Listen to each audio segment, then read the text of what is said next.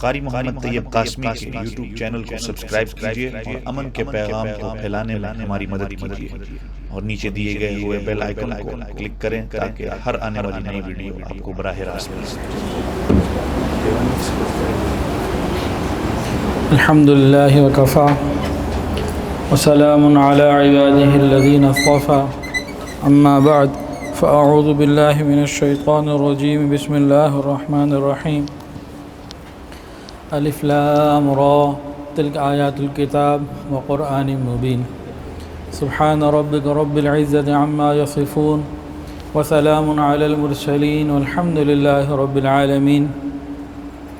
اللهم صل على سيدنا ومولانا محمد وعلى آل سيدنا ومولانا محمد وبارك وسلم۔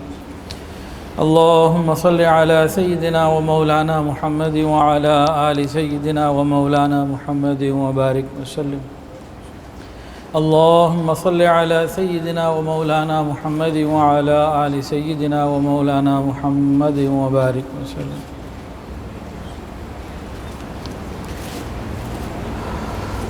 بچوں سے بات چند منٹ کے بعد پہلے بڑوں سے بات ہو جائے۔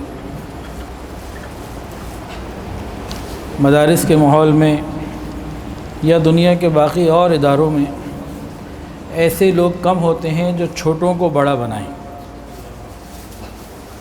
جو چھوٹوں کو مان دیں، ان کو عزت دیں اور ان کو بڑا بنائیں۔ یہ بڑے ظرف والے لوگ ہوتے ہیں۔ تو الحمدللہ اللہ رب العزت نے آپ لوگوں کو قاری طیب صاحب دامت برکاتہ العالیہ کی صورت میں ایک ایسی ہی ظرف والی ہستی عطا فرمائی ہے جو چھوٹوں کو بڑا بنا کے چلتی ہے، چھوٹوں کو بڑا بننے میں موقع فراہم کرتی ہے۔ تو اس شجر کے نیچے جتنے پودے بڑھتے چلے جائیں گے انشاءاللہ العزیز وہ حضرت کے لیے خیر کا ذریعہ بنیں گے، زندگی میں بھی اور اس کے بعد بھی انشاءاللہ تعالی۔ اور یہ جو بھی حضرت نے ایک بات بتائی کہ حضرت نے ہانگ کانگ یوں، ہانگ کانگ یوں، ہانگ کانگ یوں، ہانگ کانگ یوں کا مطلب حضرت نے تو یہی بتا دیا، لیکن حضرت جی نے کیا فرمایا تھا؟ قاری طیب قاری طیب قاری طیب صاحب۔ انہوں نے پھر حضرت کے بارے میں حضرت پیر حافظ الفقار احمد نقشبندی دامت برکاتہ العالیہ سے جب ذکر کیا تو بہت خوشی کے ساتھ حضرت قاری طیب صاحب دامت برکاتہ العالیہ کی جو ہے نا وہ باتیں بیان کیں۔ اور بس یہ ہے کہ ہم زندگی میں قدر کر لیں، مرنے کے بعد تو ہم سارے قدر کرتے ہیں، مزہ تب ہے زندگی میں قدر کر لیں۔ یہ تو باتیں ہو گئیں بڑوں کے حوالے سے۔ اب بچوں کے حوالے سے میں خود ایک بچہ ہوں، داڑھی سفید ہوگی تو کیا ہو گیا، بچہ ہی ہوں میں، ٹھیک ہے نا، تو پریشان نہیں ہونا سفید داڑھی سے۔ تو اب آپ سے چند باتیں انشاءاللہ کرنی ہیں۔ تو قرآن مجید کے دو ذاتی نام ہیں، صفاتی نام تو بہت ہیں، کریم، کتاب مکنون، بہت سارے نام ہیں، 55 کے قریب علماء نے لکھے ہیں۔ قرآن مجید کے دو ذاتی نام ہیں، وہ کوئی بتائے گا جی؟ تلک آیات الکتاب وقرآن مبین، دو ذاتی نام اس آیت میں ہیں، ایک کتاب یہ ذاتی نام ہے اور قرآن یہ ذاتی نام ہے۔ اچھا، انہی دونوں ناموں کے اندر قرآن مجید کی حفاظت کا راز بھی پوشیدہ ہے۔ کیسے؟ پہلے ہے کتاب۔ آج قرآن مجید کتابی شکل میں محفوظ ہے الحمدللہ۔ یہ مصحف قرآنی لکھا ہوا کاغذ کے اندر پرنٹ ہوا ہوا ہمارے پاس جلد میں موجود ہے نا، ہے بھئی، آپ لوگوں نے دیکھا ہے جی، موجود ہے۔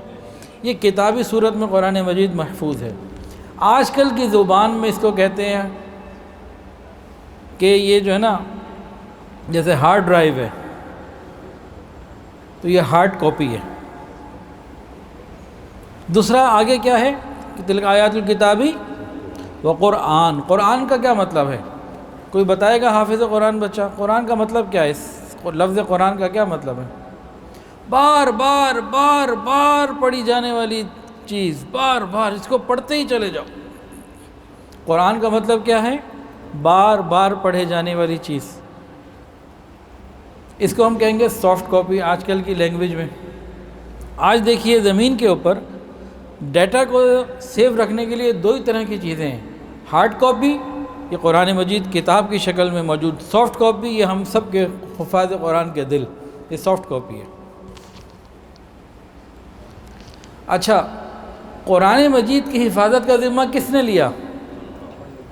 بتائیں جی، بچوں سے پوچھ رہا ہوں، بڑوں سے نہیں پوچھ رہا، بچوں سے پوچھ رہا ہوں۔ بچوں کو پتہ ہے کہ نہیں؟ ہاں جی، ہانگ کانگ کے بچوں کو نہیں پتہ، سارے چپ ہیں، مشکل سوال ہے بھائی۔ قرآن مجید کی حفاظت کا ذمہ کس نے لیا؟ آیت ہے نا، انا نحن نزلنا الذکر وانا لہ لحافظون۔ یہ کون کہہ رہے ہیں؟ اللہ رب العزت کہہ رہے ہیں۔ بتائیں جی کون کہہ رہے ہیں؟ اللہ رب العزت کہہ رہے ہیں۔ قرآن مجید کی حفاظت کی ذمہ اللہ رب العزت نے لیا ہے۔ اس کی مثال پتہ ہے کیا ہے؟ دنیا میں کوئی بادشاہ ہوتا ہے، جب وہ حفاظت کی ذمہ داری لیتا ہے کہ یہ ملک میرا ہے، اس کی حفاظت میں کروں گا، تو کیا وہ بارڈر پہ جا کے خود کھڑا ہو جاتا ہے؟ نہیں، وہ تو اپنے محل میں رہتا ہے، لیکن وہ کہتا ہے حفاظت میں خود کروں گا۔ حفاظت کے لیے کیا طریقہ کار اختیار کرتا ہے؟ وہ ایک فوج بناتا ہے، مختلف ادارے بناتا ہے، مختلف شعبے قائم کرتا ہے، پھر جا کے کسی ایک ملک کی حفاظت ہوتی ہے۔ فوجیں بھی کئی قسم کی ہوتی ہیں، کہیں آرمی کی ضرورت ہے، کہیں نیوی کی ضرورت ہے، کہیں ایئر فورس کی ضرورت ہے۔ اس طرح ادارے بھی بہت سارے ہیں، پھر ان لوگوں کے کھانے پینے کی خدمت کی اور ان کی اور دوسری ضروریات ہیں۔ پورا ایک نظام بنایا جاتا ہے ملک کی حفاظت کے لیے، لیکن وہ جو بندے چن لیے جاتے ہیں نا، ان کا معاشرے کے اندر ایک اعزاز ہوتا ہے، ایک نام ہوتا ہے۔ دیکھیں، ایک عام آدمی کہیں جا رہا ہو اور اس کو سڑک پہ چلتا ہوا کوئی آدمی تھپڑ لگا دے، کچھ اس کو کہہ دے، تو یہ ایک مسئلہ تو ہے، لیکن اتنا بڑا مسئلہ نہیں ہے۔ ایک فوج کا جنرل جا رہا ہو، میجر جا رہا ہو، کیپٹن جا رہا ہو، اور وہ گزر رہا ہو، اس کو کوئی تھپڑ لگا دے، اب یہ مسئلہ بنے گا کہ نہیں بنے گا؟ آرمی کہے گی، فوج کہے گی یہ میرا بندہ ہے، اس کو کیسے ہاتھ لگایا؟ یہ میرے چنے ہوئے بندے ہیں۔ وقت کا بادشاہ حکومت یہ کہے گی۔ بالکل یہی معاملہ آپ تمام بچوں کا ہے۔ اللہ رب العزت نے جب فرما دیا انا نحن نزلنا الذکر وانا لہ لحافظون، اس نے اپنی فوج کے لیے آپ لوگوں کو قبول کیا، آپ لوگوں کو چنا، تو اللہ رب العزت نے اتنا مقام عطا کیا۔ مسئلہ کیا ہے؟ ہم اس مقام کا اندازہ کر کے اس کی قدر کر لیں۔ اللہ نے تو چن لیا، ہمیں یہ نعمت عطا فرما دی، ہم نے اب اس کی قدر کرنی، ہمارا کام اب باقی ہے۔ تو اب آگے چلتے ہیں۔ 4 کام کم سے کم ہمیں کرنے ہیں، پھر 5ویں نمبر پہ ہمیں ایک انعام ملے گا، انعام بھی بہت بڑا۔ ہر حافظ قرآن بچے نے، ہر ناظرہ پڑھنے والے بچے نے، ہر قرآن کریم پڑھنے والے بچے کی کم سے کم 4 ڈیوٹیاں ہیں، اور 5واں انعام۔ سب سے پہلی ڈیوٹی کیا ہے ہماری؟ قرآن مجید کی تلاوت کرنا، قرآن مجید کو پڑھنا، صحیح لہجے میں پڑھنا۔ قرآن پاک ہاتھ میں ہو تو باوضو حالت میں پڑھنا، ہاتھ میں اگر نہ ہو تو باوضو پڑھنا بہت اچھا، بے وضو اگر وضو ٹوٹ جائے تب بھی گنجائش ہے، پڑھ سکتے ہیں۔ تو قرآن مجید پڑھنا یہ سب سے پہلی ذمہ داری ہے ان 4 میں سے۔ کون سی ذمہ داری ہے جی؟ قرآن مجید کی تلاوت کرنا، اس کو پڑھنا۔ کتنا پڑھنا، کس کیفیت کے ساتھ پڑھنا، یہ اس میں باتیں ہیں۔ اتنا پڑھنا کہ قبر تک یہ بھولے نہ، محفوظ ہو جائے، زندگی بھر پڑھنا۔ ایک حرف کے اوپر کتنی نیکیاں ملتی ہیں؟ 10 جناب، 10 اس کو ملتی ہیں جس کو اللہ تعالیٰ گویا کچھ نہیں دینا چاہتے نا، اس کو 10 عطا فرماتے ہیں۔ جس کو کچھ نہیں دینا ہوتا نا، اس کو گویا 10 دیتے ہیں۔ ورنہ 10 کا قانون جو ہے نا، یہ آپ بچوں پہ انشاءاللہ نہیں لگے گا، زیادہ والا لگے گا، 70 والا یا 700 والا یا اس سے بھی زیادہ والا۔ اور جو متقی بچے ہیں ان کے لیے وَيُعْظِمْ لَهُ أَجْرًا، وہ 10 کا کھاتا کوئی نہیں، عظیم اجر ہر حرف پہ۔ یہ اللہ کا انعام ہے الحمدللہ۔ کل قیامت کے دن ایک نیکی کے لیے ایک بندہ تڑپ رہا ہوگا، اس کی نیکیاں اور گناہ برابر۔ اب اللہ کہیں گے ایک نیکی کہیں سے لے آ، جنت میں چلا جا۔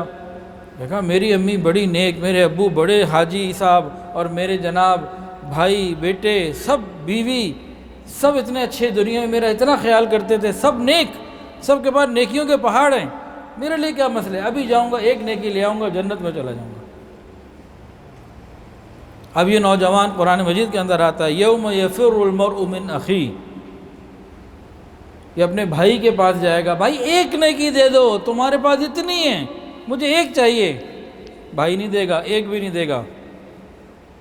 اس کے بعد کہاں جائے گا، یوم یفر المرء من اخیہ، آگے کیا ہے بولے نا، وَأُمِّهِ، اپنی ماں کے پاس جائے گا، ماں ایک روٹ نیکی نہیں دے گی، پریشان ہو جائے گا کہ میں تو سوچ رہا تھا ابھی مل جائے گی، پھر تڑپ کے کہاں جائے گا، وہ امی کے بعد وَأَبِيهِ، والد کے پاس جائے گا، وہ بھی منع کر دیں گے، وَصَاحِبَتِهِ، بیوی کے پاس جائے گا، وہ بھی نہیں دے گا، کوئی نیکی نہیں دے گا، ایک نیکی کے لیے تڑپنا ہوگا کہ ایک مل جائے تو جنت میں جائے۔ آج میرے اور آپ کے پاس موقع ہے، روز قرآن کی زیادہ سے زیادہ تلاوت کریں اور بے شمار نیکیاں جمع کرتے چلے جائیں، اس دن ایک نیکی کے لیے تڑپنا ہوگا، ایسے بھی لوگ ہیں۔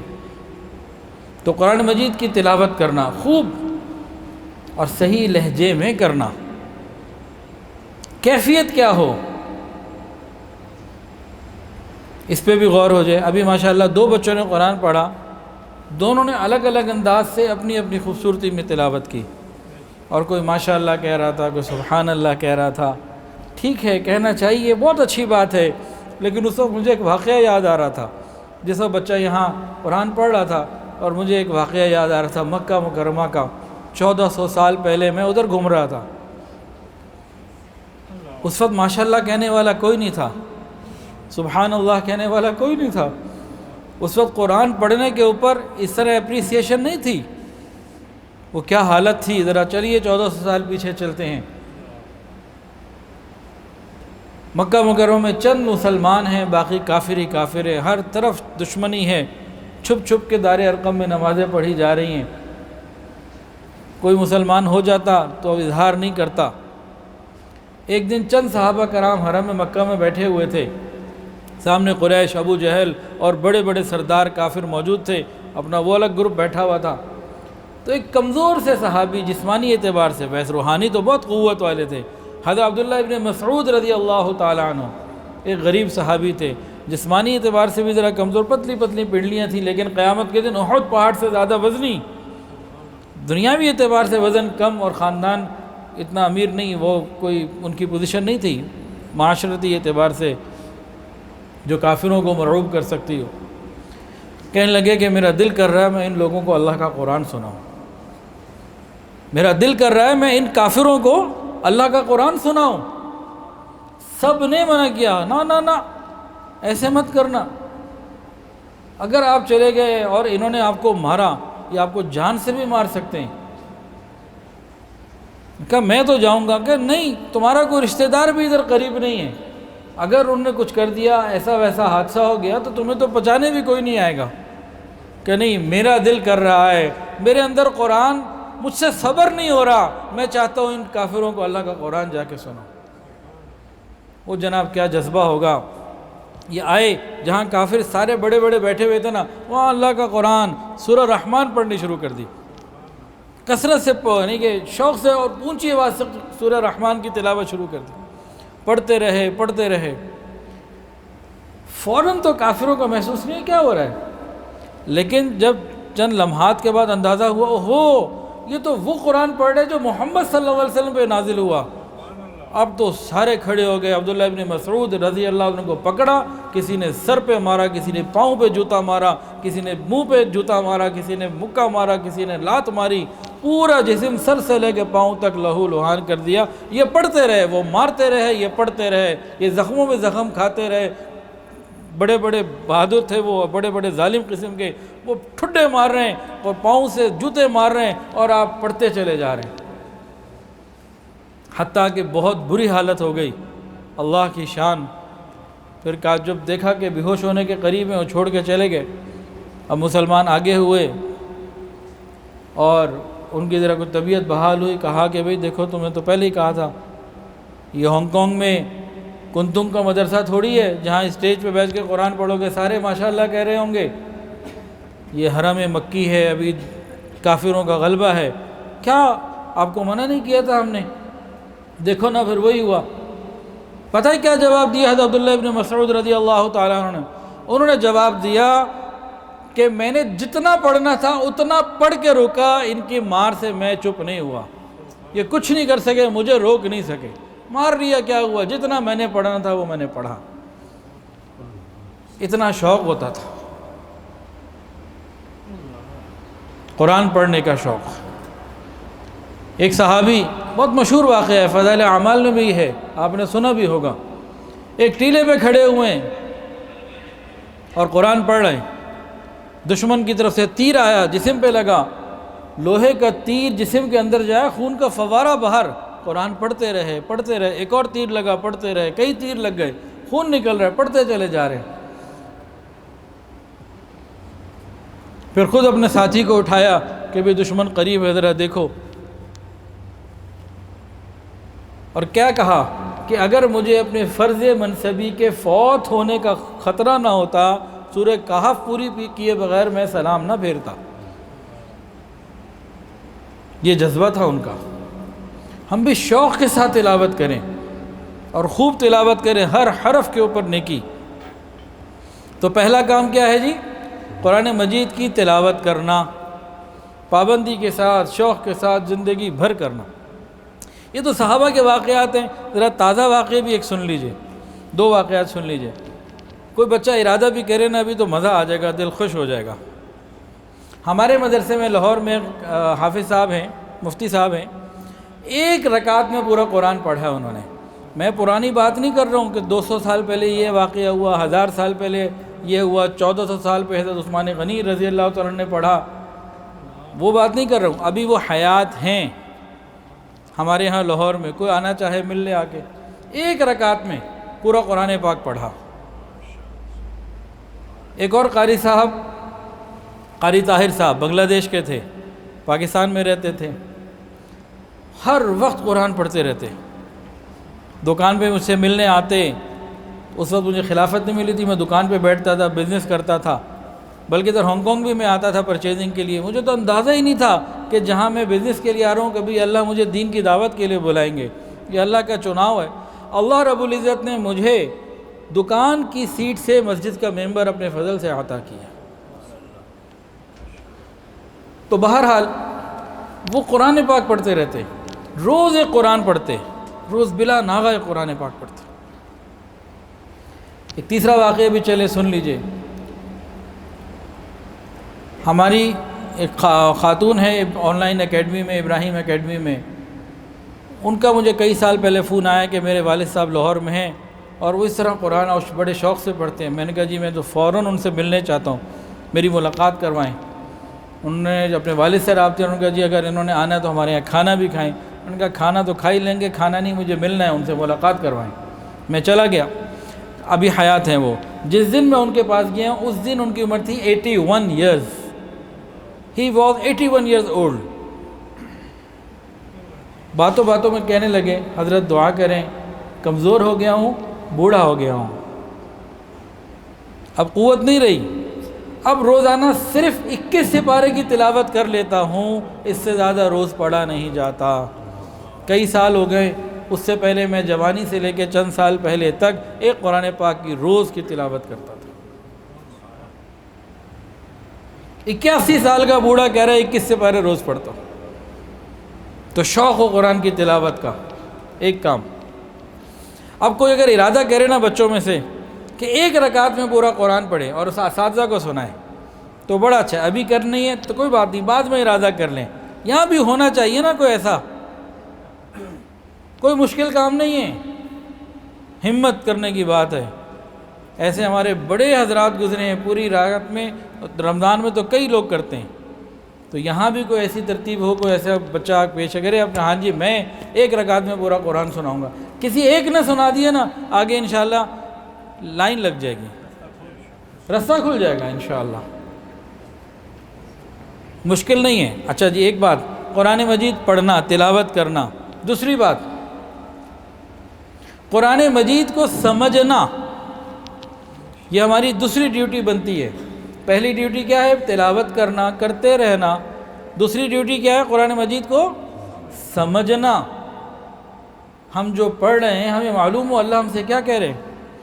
اس کی اس وقت اتنی ضرورت ہے کہ شاید پہلے اتنی کبھی نہ ہو. ضرورت ہمیشہ رہی.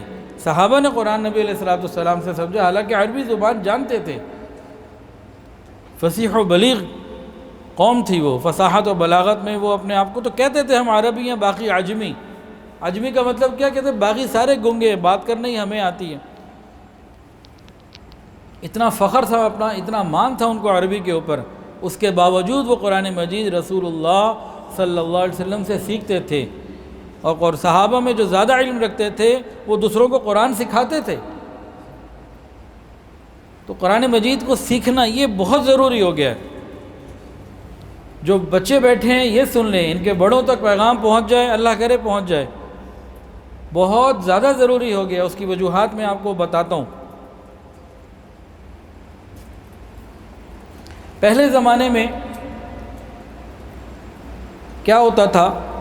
پاکستان سے نوجوان ادھر ہانگ کانگ میں، انگلینڈ میں، یو کے میں، یو ایس اے میں، دنیا میں کہیں بھی، افریقہ میں، آسٹریلیا میں چلے جاتے تھے.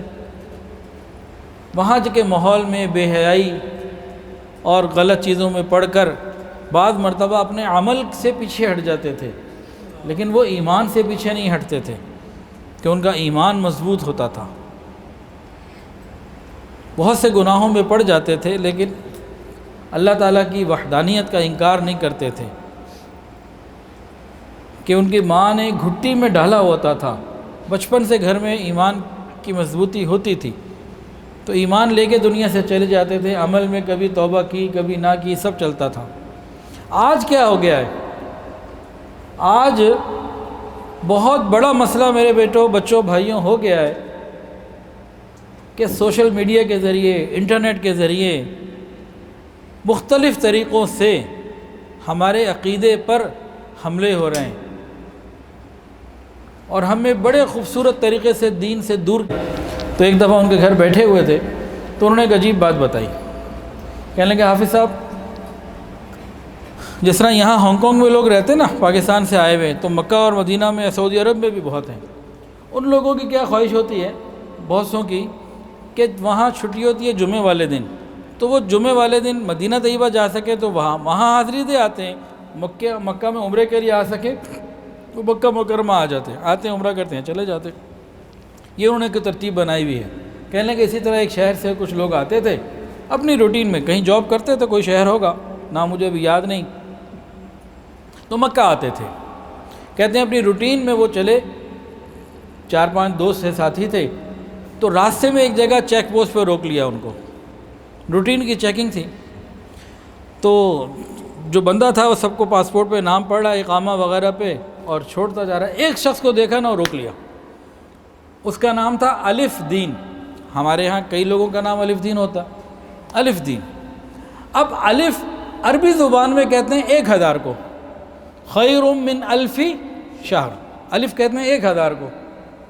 اب اس نے جب پڑھا نا الف دین، اس نے سوچا 1000 دین کہہ رہی ہے. اس نے تو جیسے ہی پڑھا الف دین کا لا حول ولا قوت الا باللہ واحد دین، الف دین. اور اس نے تو توحید کے اوپر جو ہے پورا لیکچر جھاڑ دیا کہ الف دین کہاں سے کیا، واحد دین. اور اس کو روک لیا، تو ادھر بیٹھ جا بھائی. اب الف دین کا حالت خراب ہو گئی کہ بھائی پولیس والے نے روک لیا، عمرے پہ جانا نہیں دے رہا، احرام باندھا ہوا ہے، جانا حرم ہے. اب وہ سننے کو کچھ تیار نہیں، ان کو سمجھ میں بھی نہیں آ رہا کہ بات کیا کریں. اب وہ کہہ رہے ہیں الف دین واحد دین معافی الف دین. بٹھا لیا. باقی کا کہا روح چلو تم جاؤ. اب وہ تو چلے گئے بیچارے، عمرہ کیا، مکہ مکرمہ گئے، پھر واپس پہنچ گئے اپنی جگہ پہ اور پریشان ہے الف دین کے ساتھ. اللہ جانے کیا ہوا، کوئی خبر نہیں، کوئی پتہ نہیں. اب الف دین کو ادھر بٹھا لیا. اب یہ شب جمعہ تھی، ساری رات بٹھائے رکھا، اگلے دن بٹھائے رکھا اور کوئی پریشانی نہیں، وقت پہ چائے پانی کھانا ملتا رہا اس کو. ہفتے کی صبح جیسے ہی آفیسز کھولے نا، تو وہ جو آفیسر تھا نا، اس نے الف دین کو لیا اور سیدھا کسی دفتر میں گیا اور جا کے اس کا ورقہ وغیرہ جو بھی اقامہ تھا، جو بھی ڈاکومنٹ تھا وہ دیا. انہوں نے کہا نام ٹھیک کرو، معافی الف دین واحد دین. اس کو وہاں سے ان سے الف دین کٹوا کے واحد دین نام کروایا، اس کو پرچہ دیا کہ روح چل جہاں سے، اب جہاں جانے جاؤ. اب الف دین بیچارہ پریشان تھا، 2 دن کے اندر ایک عجیب سی کیفیت میں تھا، وہاں سے وہ نکلا اور کہاں جاؤں، اب ڈیوٹی پہ جانا تھا، وہ پریشان بھی ہو چکا تھا، عمرہ کرنے تو اب نہیں گیا، وہ سیدھا واپس پہنچا اپنی ڈیوٹی کے اوپر۔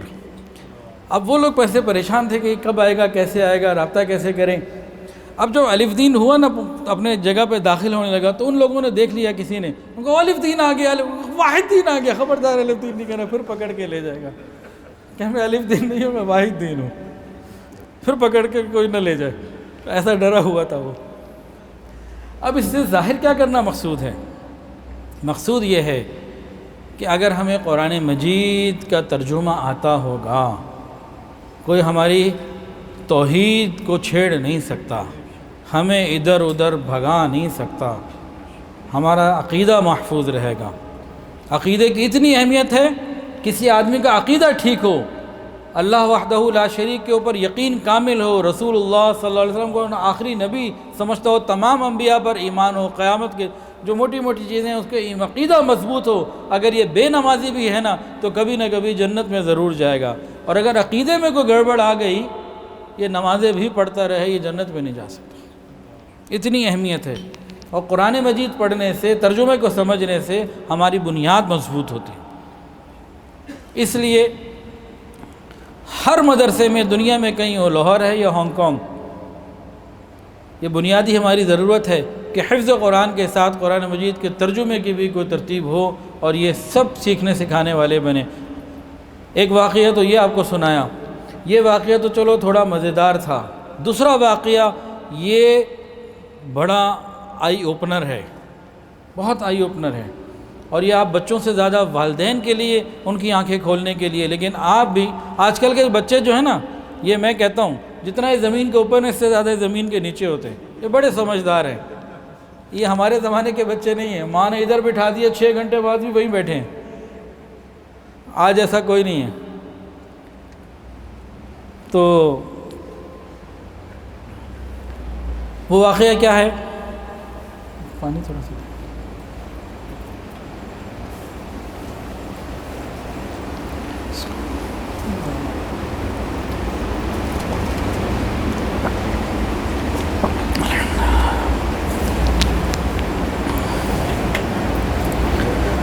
چار 5 سال پہلے مجھے ایک ویڈیو کلپ ملا، 6 منٹ کا تھا، انگلش میں تھا۔ اس میں یہ بڑوں کے لیے زیادہ توجہ کی بات ہے۔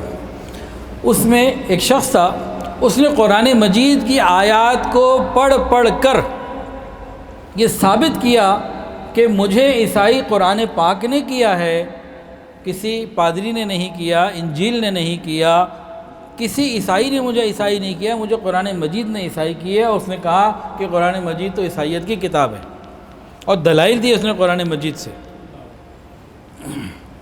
ان میں سے 2 دلائل سن لیجئے اور پھر آگے میں چلتا ہوں۔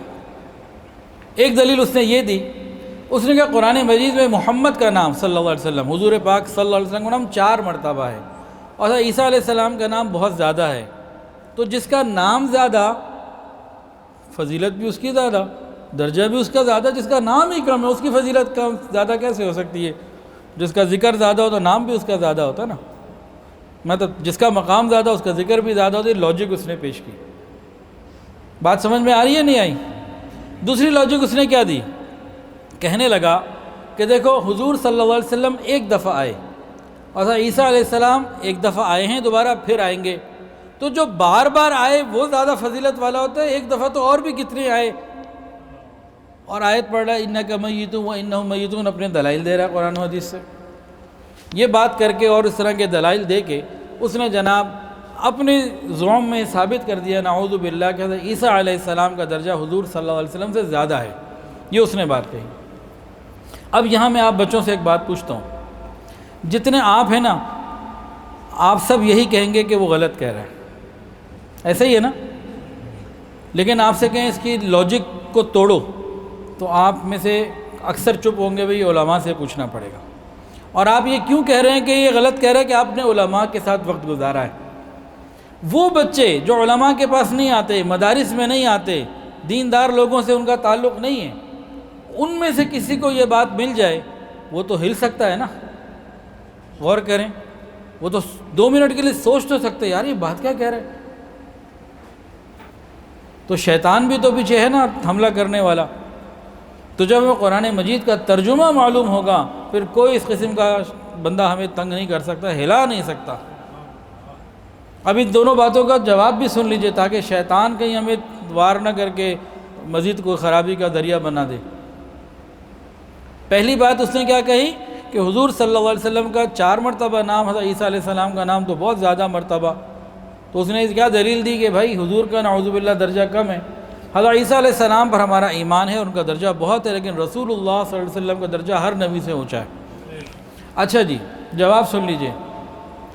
یہ بات ٹھیک ہے اس کی کہ محمد نام 4 مرتبہ ہے قرآن میں، بالکل ٹھیک ہے، لیکن اللہ نے اپنے محبوب کو قرآن مجید میں کہیں طٰہٰ کہا، کہیں یاسین کہا، کہیں مزمل کہا، کہیں مدثر کہا، کہیں آپ کی آنکھوں کا تذکرہ، کہیں آپ کے چلنے کا تذکرہ، کہیں آپ کے شہر کا تذکرہ، کہیں آپ کے غم کا تذکرہ، کہیں آپ کی عمر کا تذکرہ، کہیں آپ کی بیٹیوں کا تذکرہ، کہیں آپ کی بیویوں کا تذکرہ، کہیں آپ کے جانثاروں کا تذکرہ، کہیں آپ کی مسجد کا تذکرہ، اور کہیں آپ کے عرش پہ آنے کا اور اللہ کی ملاقات کا تذکرہ. جس طرح آسمان ستاروں سے سجا ہے، پورا قرآن رسول اللہ صلی اللہ علیہ وسلم کے مبارک ذکر سے سجا ہوا ہے. اور دوسری بات اس نے کیا کہی تھی کہ جو 1 دفعہ ہے وہ افضل جو 2 دفعہ ہے. اب اس کا کیا جواب ہے؟ اس سے یہ پوچھو بھائی تمہیں یہ کس نے بتایا کہ حضرت عیسیٰ علیہ السلام دوبارہ آئیں گے؟ تمہاری انجیل میں تو نہیں لکھا، تمہیں کہاں سے پتہ لگا؟ تمہیں محمد الرسول اللہ سے پتہ لگا ہے. جب انہوں نے یہ بتایا کہ وہ دوبارہ آئیں گے تو یہ بھی بتایا کہ امتی بن کے آئیں گے. اب اس قسم کی بہت ساری چیزیں چل رہی ہیں، میں اس کی ڈیٹیل میں جاؤں تو 20 منٹ ابھی اور میرے پاس واقعات ہیں، وہ بڑوں کی مجلس میں انشاءاللہ کسی وقت شاید کل ہی سنا دوں. تو پہلا کام قرآن مجید کو پڑھنا، دوسرا سمجھنا، تیسرا کام ہمارا کیا ہے؟ عمل کرنا. قرآن مجید کو دیکھیں، ایک حدیث ہمارے آدھی سنائی جاتی ہے اکثر اوقات، پوری کم سنائی جاتی ہے، اکثر اوقات آدھی سنائی جاتی ہے. وہ کیا کہ ایک حافظ قرآن 10 بچوں کو جنت میں لے کے جائے گا. یہ سنا جی آپ لوگوں نے؟ سنا ہے تو ہاتھ کھڑے کریں ذرا. ہاں شاباش، بس ٹھیک ہو گیا، بس سنا ہے نا جناب. اس کو ذرا پورا سن لیجئے. وہ حافظ قرآن جس نے قرآن کے حلال کو حلال جانا اور حرام کو حرام، وہ 10 کو لے کے جائے گا، ورنہ اس کا اپنا مسئلہ پڑا ہوگا. پوری بات اس طریقے سے یہ عمل کے ساتھ تعلق رکھتی ہے. اب قرآن مجید پر عمل کیا کرنا ہے، کیسے کرنا ہے؟ اب احکام قرآن پہ بات کریں تو بہت ساری چیزیں ہیں، موٹی موٹی 2-3 باتیں میں عرض کر دیتا ہوں.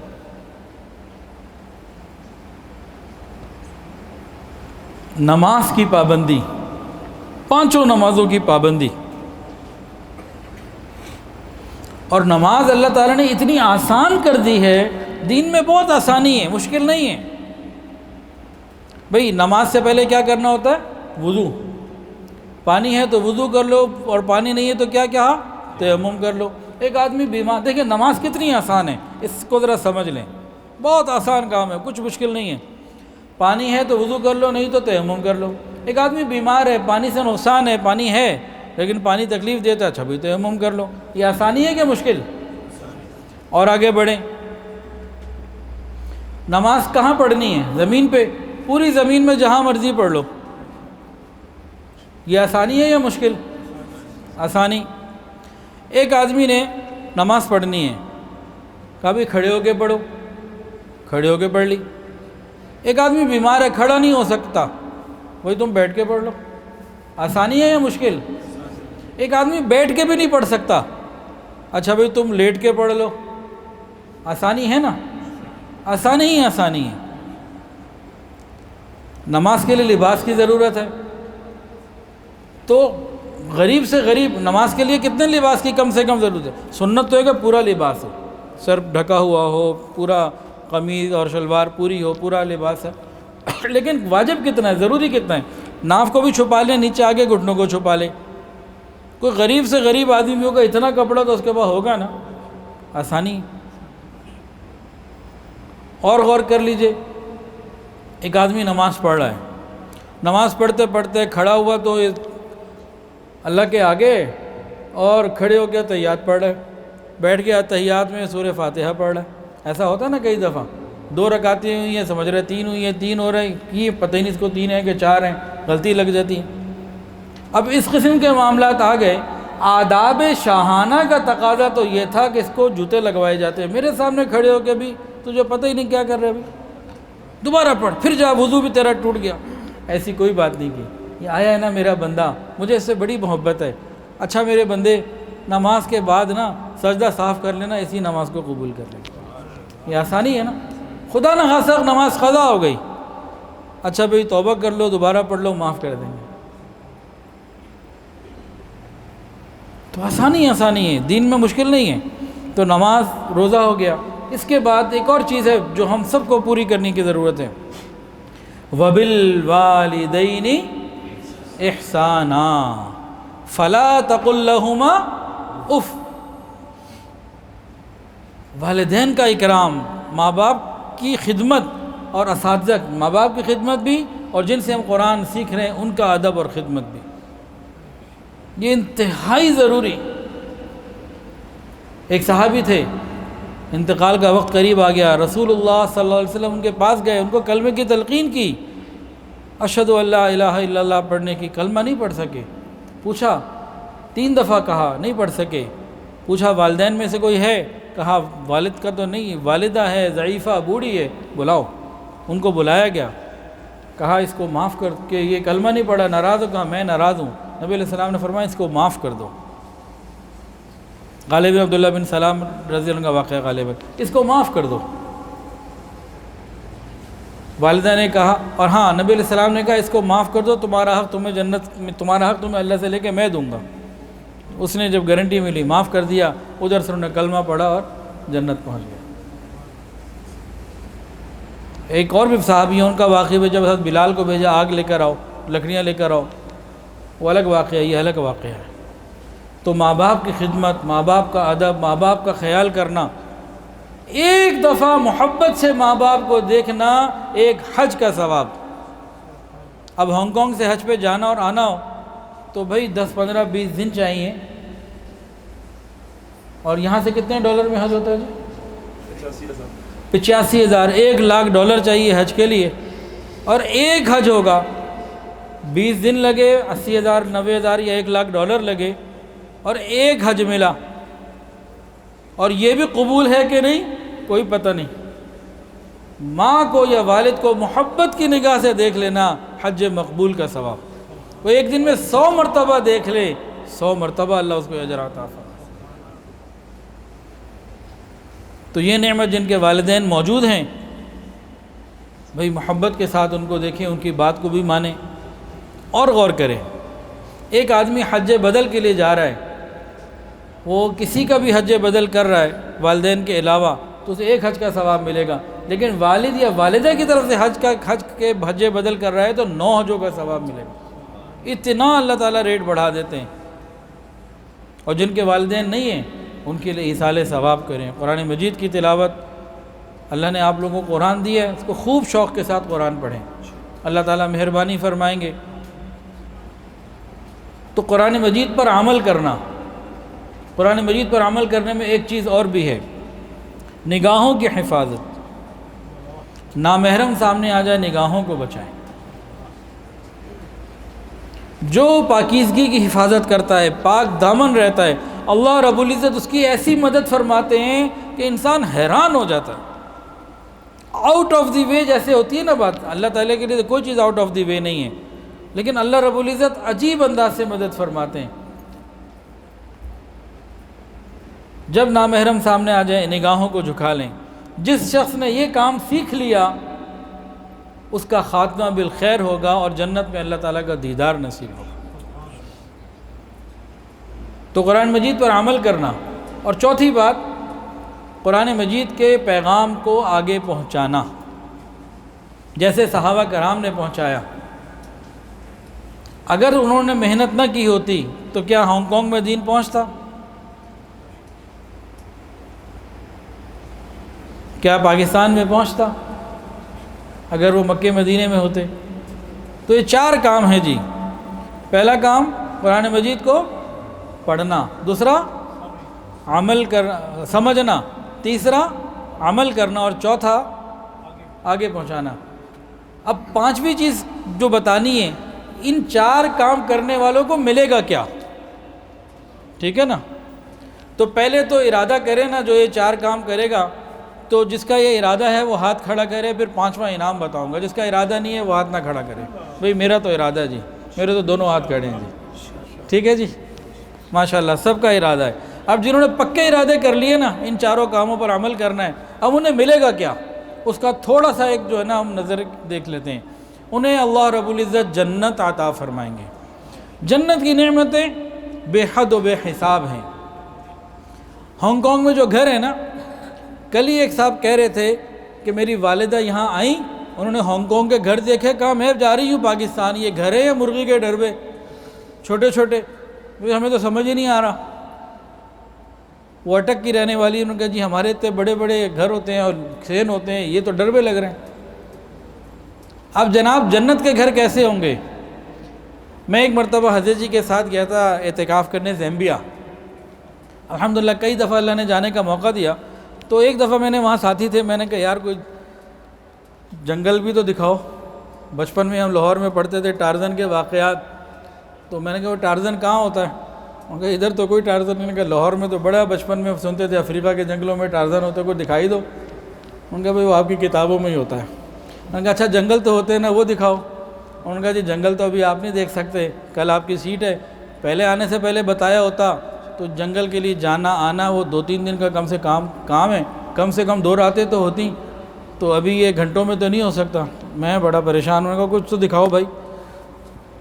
پھر ایک کہنے لگے جی ہمارے ایک ساتھی ہیں، ان کے فارم ہاؤس پہ چلتے ہیں. ان کے فارم ہاؤس پہ شیر بھی ہیں اور مختلف جانور بھی ہیں. میں جنگل کا ویژن لے کے بیٹھا ہوا تھا، سوچ لے کے بیٹھا ہوا تھا. وہ کہتے ہیں فارم ہاؤس چلتے ہیں. میں نے کہا یار فارم ہاؤس پہ پتہ نہیں کیا ہوگا، چڑیا گھر بھی میں نے دیکھا ہوا ہے لاہور کا، تو مجھے فارم ہاؤس پہ شیر دیکھ کے کیا کرنا ہے؟ اس طرح کی میری سوچیں تھیں. تو جب میں نے ان سے کوئی ڈیٹیل پوچھی، کہنے لگے جناب 15,000 ایکڑ کا فارم ہاؤس ہے. تو یہاں کے گھر تو کسی نے کہا ہے تو ڈربے ان مرغی کے، پاکستان کے بڑے، وہ دیکھیں 15,000 ایکڑ کا ایک آدمی کا فارم ہاؤس. تو ایسے گھروں کو کہتے ہیں فیلڈ ہاؤس. بڑے بڑے گھر، ہزاروں ایکڑ کے گھر ہوتے ہیں. جنت کے گھر کتنے بڑے ہوں گے؟ یہ جو 4 کام کر لے گا نا ان کو جنت میں گھر ملے گا. کتنے بڑے وہ گھر ہوں گے؟ پوری دنیا اگر اس محل میں رکھ دی جائے تو ایسا لگے گا کہ کسی گھر میں بکری کھڑی ہوئی ہے، اتنا بڑا گھر ہوگا. اس میں درخت لگے ہوں گے. ایک دفعہ کہیں نا سبحان اللہ، ایک درخت اس گھر میں لگ گیا.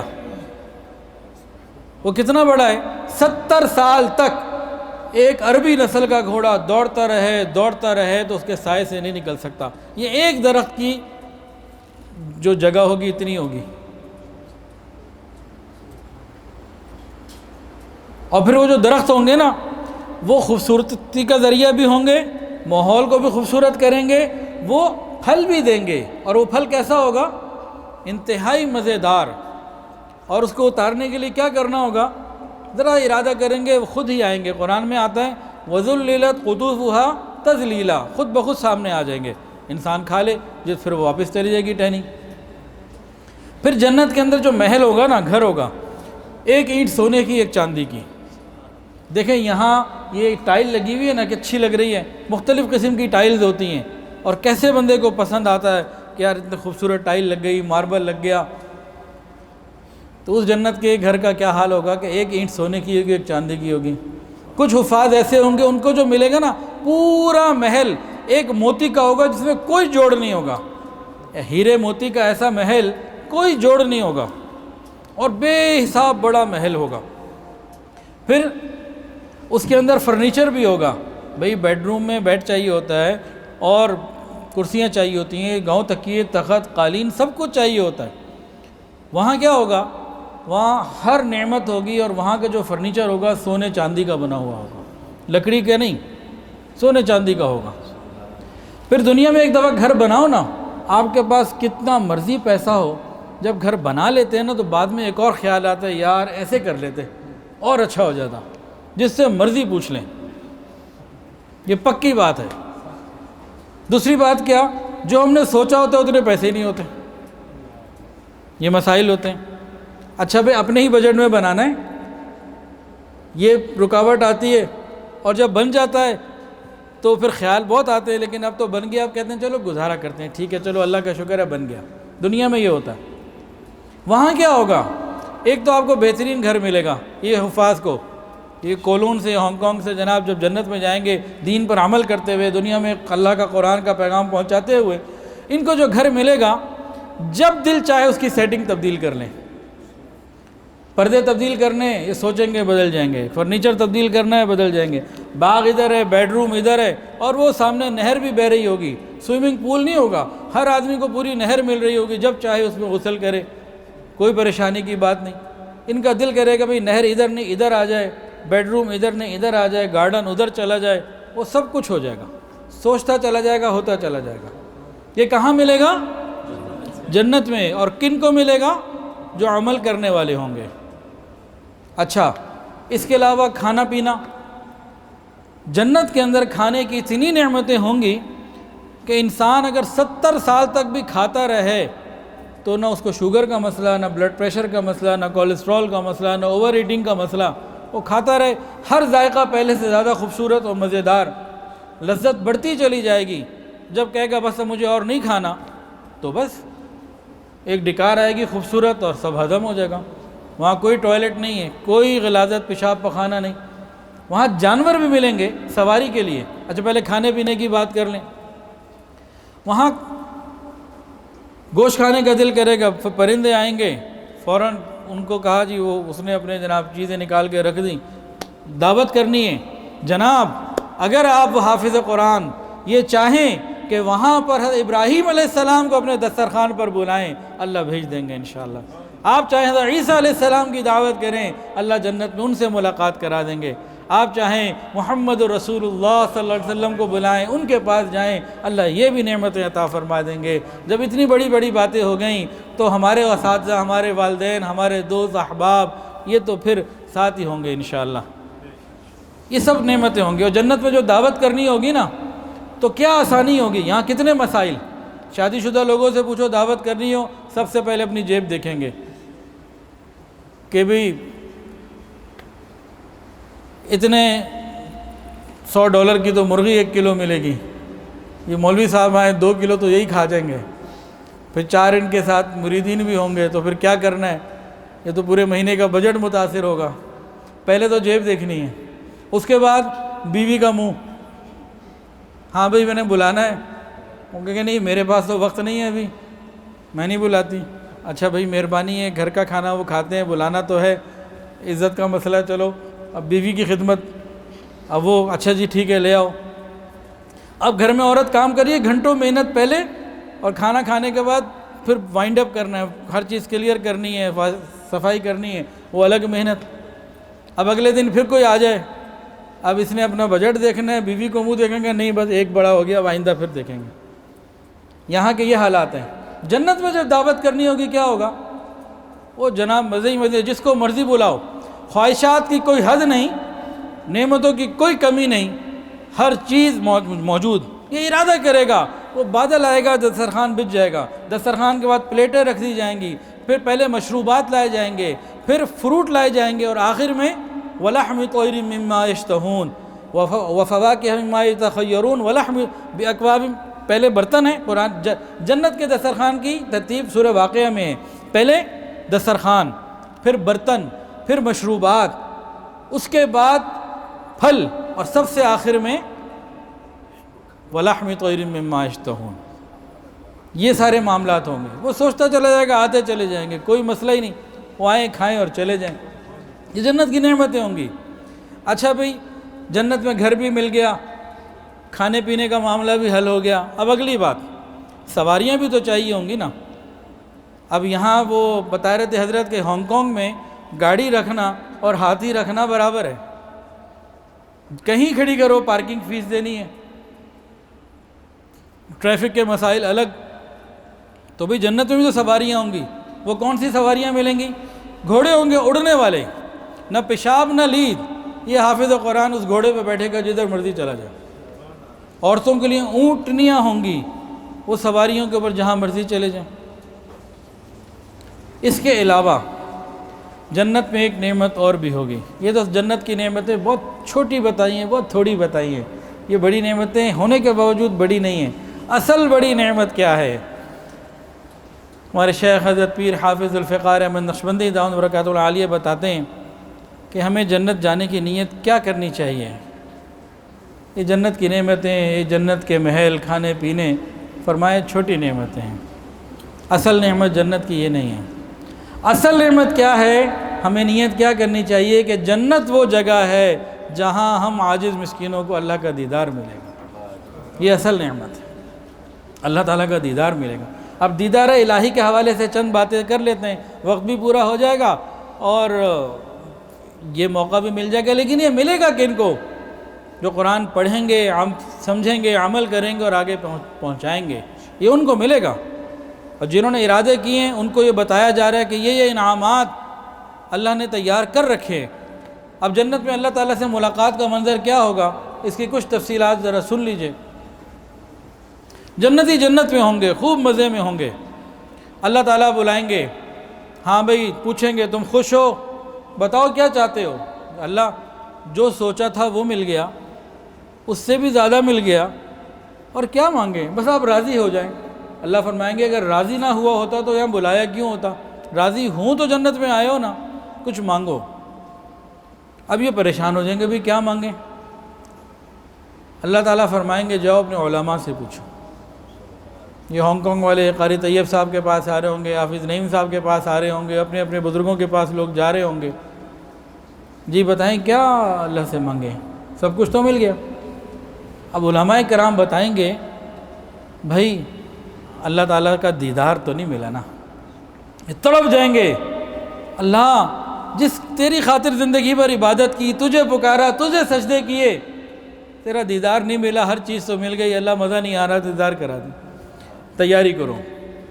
اب جنتی اپنے اپنے گھروں میں جائیں گے، اعلان ہوگا اللہ کی ملاقات کے لیے تیاری کرنی ہے، تو وہاں ایک بازار ہوگا، اس بازار میں انسان جیسا چاہے گا اپنا گیٹ اپ، لباس، خوبصورتی جیسے چاہے گا ہو جائے گی، خوب تیاریاں ہوں گی۔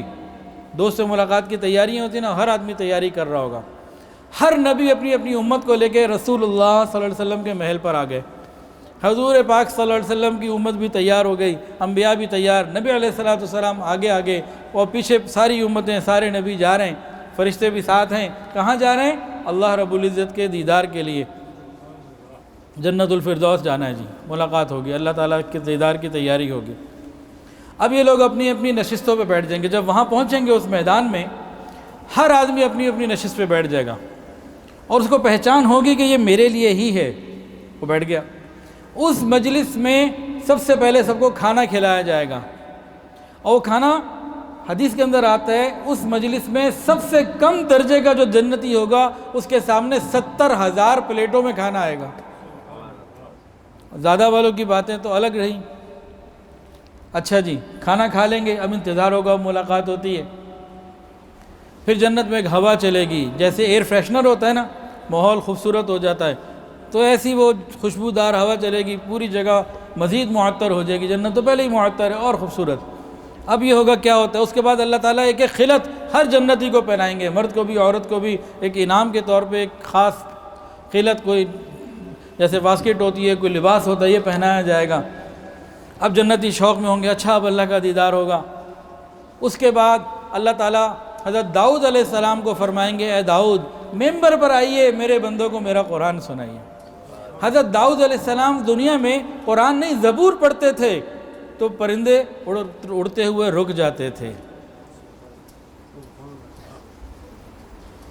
اب وہ قرآن پڑھ رہے ہوں گے، زبور نہیں، اور دنیا نہیں ہوگی، جنت ہوگی، تو کیا شان ہوگی۔ وہ جب پڑھیں گے تو جنتی تقریباً 200 سال تک وجد کی کیفیت میں ہوں گے۔ جب طبیعت ان کی بہتر ہو جائے گی، اللہ پوچھیں گے ایسا قرآن سنا؟ نہیں ایسا تو نہیں سنا، اس سے بہتر سناؤں؟ انہیں سمجھ، یا اللہ اس سے بہتر اب کیا ہو سکتا ہے۔ اللہ فرمائیں گے ابھی میرے نبی احمد ابھی باقی ہیں. رسول اللہ صلی اللہ علیہ وسلم کو اللہ پاک فرمائیں گے احمد آئیے ممبر پہ بیٹھیے میرے بندوں کو میرا قرآن سنائیے.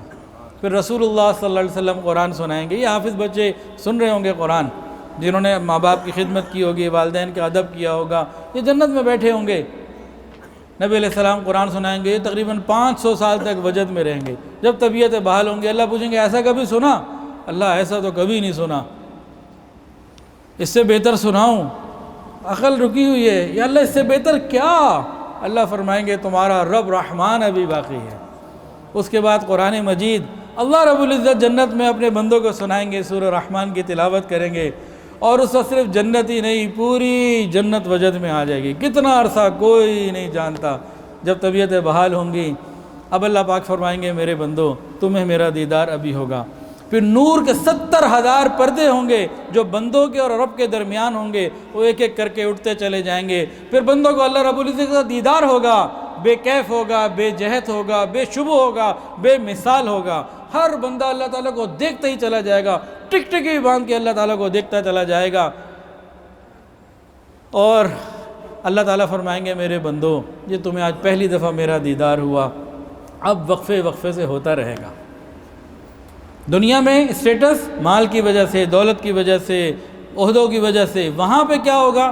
جس بندے کو جتنا اللہ تعالیٰ کا زیادہ دیدار ملے گا اتنا اس کا جنت میں مقام زیادہ ہوگا. سمجھیے ذرا ایک بات کو، ایک بات کو سمجھیے کہ ایک نابینا شخص ہوگا، اللہ تعالیٰ فرمائیں گے تم ہر وقت مجھے دیکھ سکتے ہو، تمہیں اجازت ہے کہ تم نے کبھی غیر محرم کو نہیں دیکھا. تو جو نگاہوں کو حفاظت کرنے والے ہیں، جھکانے والے ہیں غیر محرم سے، ان کے معاملات بہت بلند ہوں گے. تو جنت میں یوں اللہ رب العزت کا دیدار بندے کو ملے گا.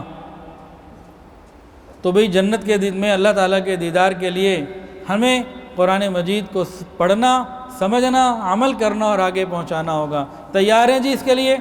اللہ تعالیٰ مجھے اور آپ کو، ہم سب کو جنت میں اللہ رب العزت کا دیدار عطا فرمائے. وآخر دعوانا ان الحمدللہ رب العالمین. دعا کر جائے، دعا کر